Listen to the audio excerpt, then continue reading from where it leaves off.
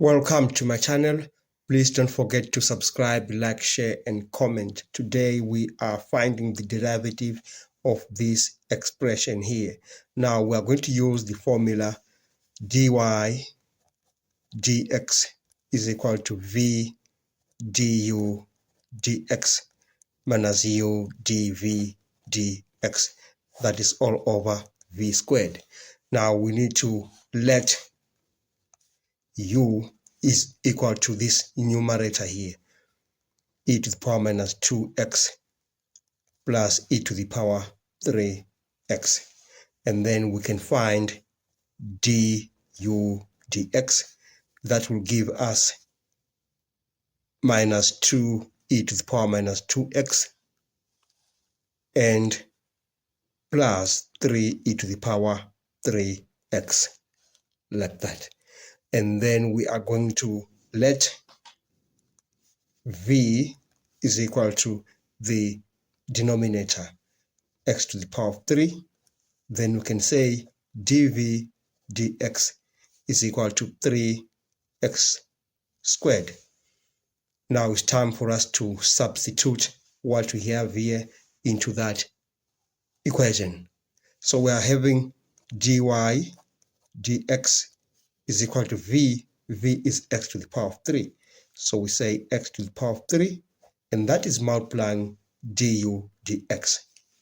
It's multiplying minus 2e minus 2x plus 3e to the power of 3x.